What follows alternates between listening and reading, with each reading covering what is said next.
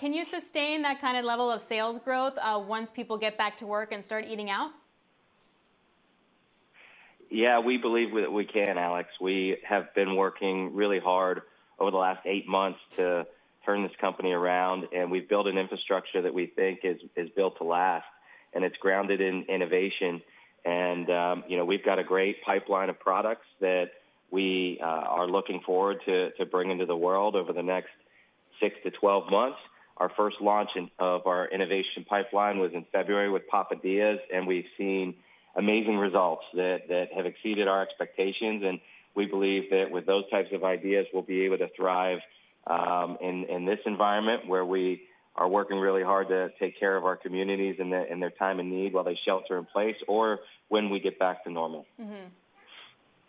So aside from menu innovation, for example, what other steps can you take to sort of help accelerate and capitalize on this sales trend?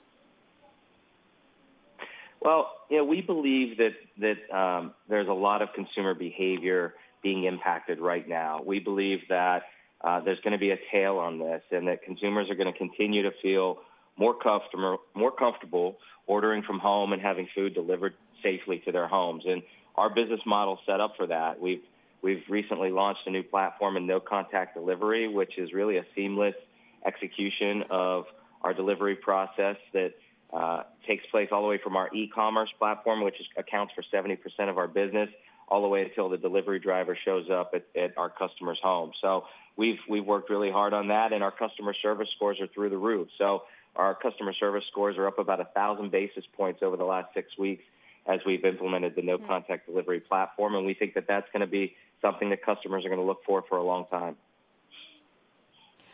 How do you drive more margin expansion through cost cuts, for example, when you're also having to invest in things like you were just saying, contactless delivery?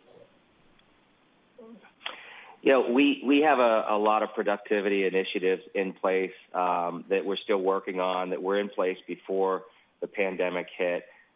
We believe that there's a lot of opportunities inside of our restaurants to become more efficient. We just launched a new platform we call Papa Call, which essentially is a customer service answering solution, and allows the people in our restaurants now to focus on making great pizza as opposed to answering the phone. So that's obviously a labor efficiency, but it's also a big benefit to our customers and is improving our customer service. So we've got a handful of initiatives like that at the restaurant level. We're also working hard in our supply chain to make sure that we are as efficient and productive as we can be.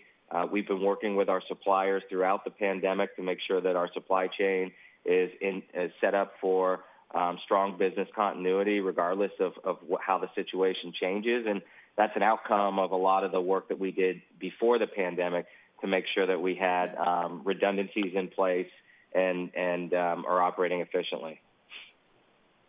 Well, look, can you give me some more insight into the supply chains and sort of how you had already shifted them, and then what more you need to do to shift to account for any sort of changes or losses in, say, meat supplies, which of course is getting all the headlines right now? Yeah, for sure.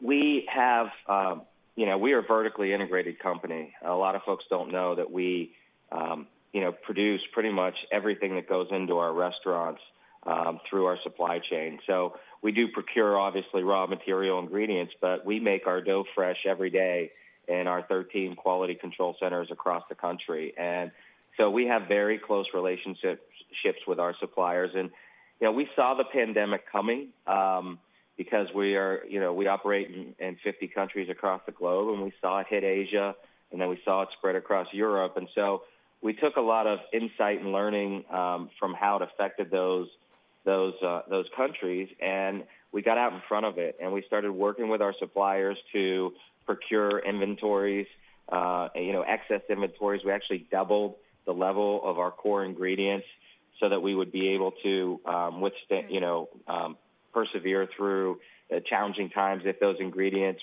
became unavailable. We also worked to qualify new suppliers in case we had some situations where some of our core suppliers went down. So a lot of work just to make sure that we had redundancies in the system and that we had enough inventory to to get through any of these unexpected challenges. And does all of that stay with you? Like, are you going to have a supply chain flexibility and build up inventory in the same kind of way going forward? Like, does it change the way you think about something like that? You know, I don't know that we will necessarily maintain the level of inventory that we have on an ongoing basis. Obviously, you know, we want to be as productive as possible, but the relationships that we've built through this situation with new suppliers and our core suppliers that we've worked very closely with, I think are going to help us moving forward to be a more flexible, more dependable supply chain. Mm-hmm. Yesterday, Larry Fink of BlackRock made all the headlines saying that basically he thinks that we're going to see higher corporate taxes because we have to wind up paying for the stimulus/rescue packages from COVID. Are you looking, thinking, modeling in any way a higher corporate tax rate?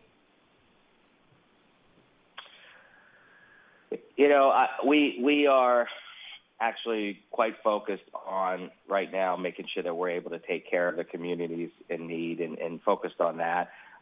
You know, we've been a very fortunate brand. Our business model is set up for this situation. You know, delivery, off-premise delivery is what we're built to do. So we've been allowed to operate as an essential business, and we've performed a lot better than our restaurant peers. So if there is, you know, a recompense to make sure that we are, you know, repaying the programs that have gone in to help these communities in need, to help these entrepreneurs and small business owners that have really needed the government support, then we're willing to step up and help out. Fair enough. In terms of your own worker safety, do you have a lot of work from home staff at all? And if so, when do you expect them to come back? How do you manage sort of the liability question that a lot of other companies that are all work from home are thinking about and struggling with as they try and recall their workers? We have actually created a completely remote working environment for our headquarters and office workers. And I got to tell you, I'm a little bit old school when it comes to this and would never have thought that it could be this way, but we have been unbelievably productive working remotely. In fact, our field leadership and our restaurant teams have been sending notes throughout the pandemic just thanking the folks supporting them from headquarters, which is now a remote entity, if you will. And so this level of productivity has changed the way we're thinking about how we move forward and how we can operate as a company. And so that goes into some of our decision making about when we're going to come back and what that's going to look like. And so we're currently evaluating all of that. We have not brought anybody back. We don't have a plan to bring back people in the very near future. The productivity that we've seen has allowed us to be more flexible and make sure that we bring people back when everyone feels comfortable coming back. And we may not bring everybody back. We're currently evaluating our options on how we would create a more remote, productive workforce.